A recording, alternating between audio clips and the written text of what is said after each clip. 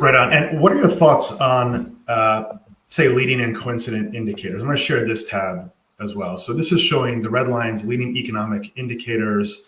That's been cratering. And later on, I'll show you the components of the leading economic indicators, which I know you can quote. The blue line here, you see the coincident economic indicators. So the coincident economic indicators are at all-time highs. They don't show signs of slowing down. They're measuring real economic variables like income and sales and industrial production, utilization, all the rest.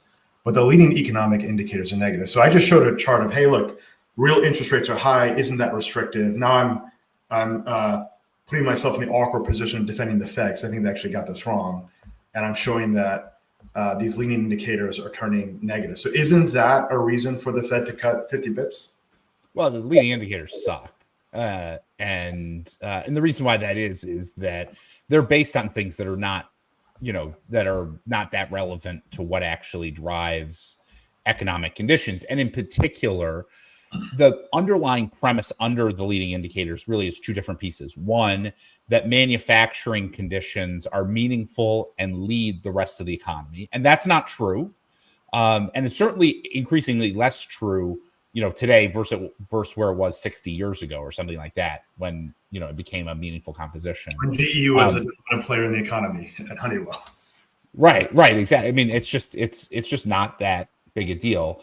Number two, actually, I should say sentiment measures, which have been proven to be quite poor through the cycle. So if you look at things like, ISM or things like that, it used to be a pretty good coincident indicator of economic conditions. And now, over the last really 10 years, it's deteriorated rapidly. Part of that can be explained through partisan-related issues.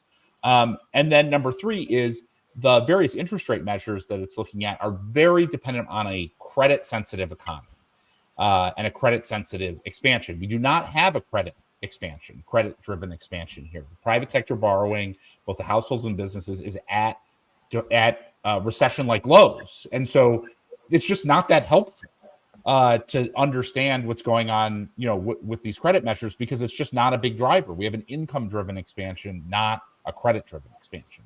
So on all those accounts, it's just a bad indicator, and it's proven to be a bad indicator over the course of the last couple of years. So this time it's different. I mean, it's worked pretty well for the last 25 years. If you look at that ratio leading to coincident. By the way, I agree with you. We have a services-driven economy, not a manufacturing-driven economy. Banks pull back on credit extension, but they are still extending credit. It hasn't gone negative. And we already had the credit crisis from so-called long and variable lags in the commercial real estate sector, and we had a banking crisis. That's already there and behind us. And now you've got the 10-year, which has rallied, which improves and heals bank balance sheets that were otherwise kind of limping along.